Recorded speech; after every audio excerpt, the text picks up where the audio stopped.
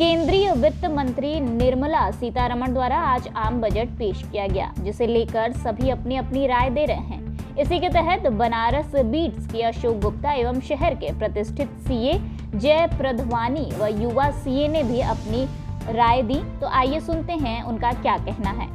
देखिए, वाराणसी को क्या मिला, यूँ समझे कि बनारस में मेन विश्वनाथ कॉरिडोर है, वो तो डेवलप हो गया, उसमें टूरिस्ट आ रहे हैं। माँ गंगा यहाँ पर है।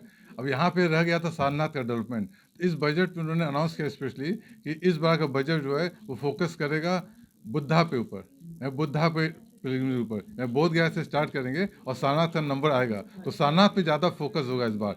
और सारनाथ तो ऐसा डेवलप होने के चांसेस हैं कि सारनाथ जब डेवलप होना शुरू हो जाएगा तो इंटरनेशनल फ्लाइट्स बढ़ती जाएंगी, क्योंकि सारनाथ के अनुयायी बहुत ज़्यादा हैं। चाइना में भी है, थाईलैंड में भी है, जापान में भी है। तो इस बार इंटरनेशनल टूरिज्म बढ़ेगा बनारस में। जो अब तक इंटरनेशनल टूरिज्म नहीं बढ़ा था, डोमेस्टिक तो बढ़ा था, इंटरनेशनल कम हो रहा था, इतना नहीं बढ़ा था। अब सारनाथ की वजह से बाहर से लोग ज़्यादा आएंगे। बात की जाए तो जिस तरह से बिहार को भी सौगात दी है, काफ़ी बिहार को सौगात इसमें बजट के माध्यम से जाए, उस पर क्या कहेंगे? बिहार में देखिए आईआईटी खोलने पटना में, उसके बाद बोध गया में टोटल कॉरिडोर बना रहे हैं। लास्ट टाइम अनाउंसमेंट हुआ था तो इनको 2-4 बार नाम तो बिहार का लेना ही था, क्योंकि उस पता है कोलिशन गवर्नमेंट है। तो बिहार के लिए स्पेशल इन्होंने सबसे ज़्यादा इस बार भी किया है। पिछली बार और ज़्यादा किया था, इस बार बिहार के लिए भी किया है। इलेक्शन भी आने वाले हैं तो बिहार के डेवलपमेंट के इनका फोकस है और बिहार में पैसा ही जरूर दे देंगे। वहाँ तो उन्होंने कहा कुछ एयरपोर्ट्स भी खोलेंगे छोटे छोटे सिटीज़ में, छोटी सिटी एयरपोर्ट खोलेंगे।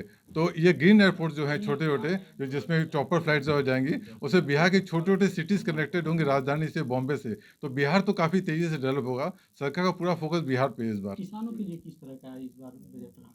किसानों के लिए बस इन्होंने अपनी तरीके से वो बढ़ाया तो नहीं, जो सब्सिडी बढ़ाई थी, जो किसान निधि थी उसको बढ़ाया तो नहीं उन्होंने, लेकिन यथावत रखा। और किसानों पे इस पर ज़्यादा बहुत फोकस नहीं किया, बस उनके लिए आसान कर दिया कि ठीक है आप लोगों के लिए जो सुविधा चली आ रही सुविधा विड्रॉ नहीं होगी, लेकिन किसानों के अलग से कुछ नहीं किया। देखिए, इस बजट में इन्होंने कहा है एक एक्सपोर्ट प्रमोशन की एक स्कीम बनाएंगे, इतना ही कहा है निर्मला सीतारमण ने। लेकिन बजट में अभी कहीं एलोकेशन नहीं आया है। बनारस ऐसी जगह है पूरे विश्व में, इंडिया में नहीं, जहाँ सबसे ज़्यादा जीआई प्रोडक्ट है और बहुत दिन से मांग है। जीआई प्रोडक्ट में मशीनें बहुत कम लगती हैं और ट्रेडिशनल आइटम एक्सपोर्ट होते हैं। पहले भी कहा गया है, लेकिन मुझको ऐसा महसूस हो रहा है कि किसी जीआई प्रोडक्ट के लिए और न एक्सपोर्ट के लिए इस बजट में कोई फाइनेंशियल एलोकेशन हुआ है, क्योंकि इसको एकदम गोल कर दिया है भाषण में। अगर ऐसा है तो ये बड़ी चिंताजनक बात है। अगर चूंकि अभी मैं दावे के साथ नहीं कह सकता, आप लोगों ने भी भाषण सुना है, बजट में इसके लिए कोई एलोकेशन नहीं किया है। एक चीज़ अच्छी की है, मीडियम मध्यम श्रेणी के लोगों को और उच्च मध्यम वर्ग को उन्होंने बहुत ध्यान दिया है। वो ध्यान देने से लोगों की बाइंग कैपेसिटी बढ़ेगी। मैं आपको एक उदाहरण देता हूँ, अगर किसी की 2 लाख रुपए महीने की आमदनी है तो पहले के मुकाबले में, मतलब 24 लाख साल हो गई, तो उसको 1 लाख रुपए का सीधे सीधे छूट है।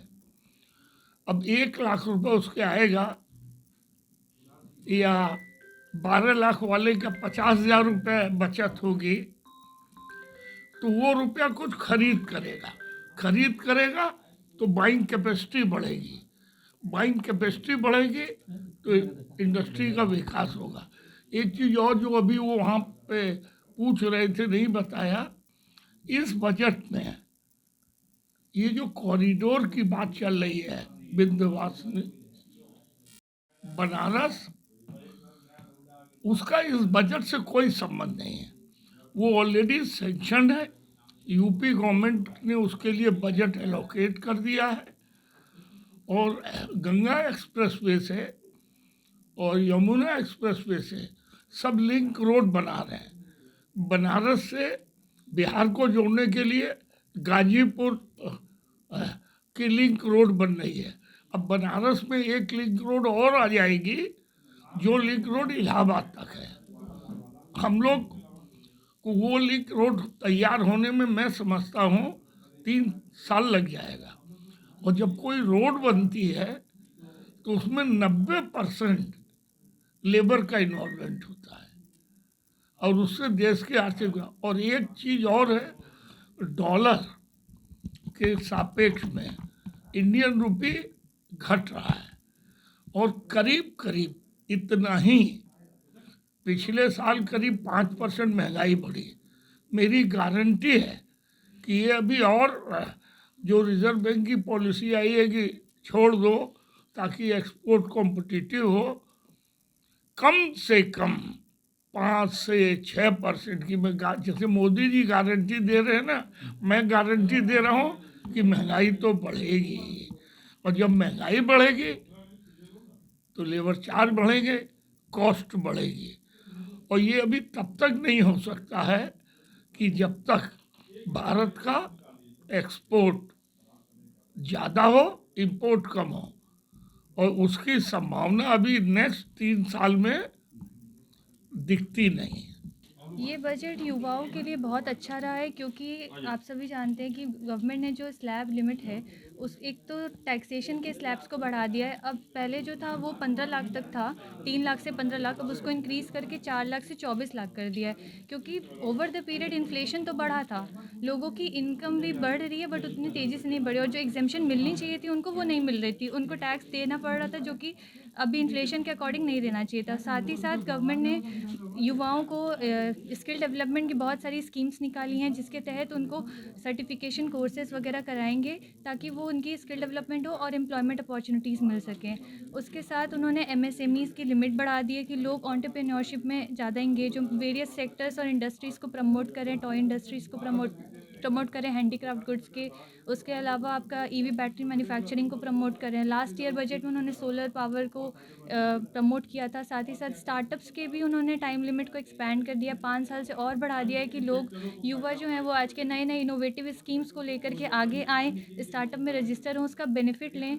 और इसके साथ साथ गवर्नमेंट ने जो सीनियर सिटीजन्स हैं उनको भी कुछ बेनिफिट्स प्रोवाइड किए हैं, जैसे कि उनका इंटरेस्ट इनकम था from private banks and government banks, उसकी लिमिट को 50,000 से सीधा डबल कर दिया है, 1 लाख कर दिया है।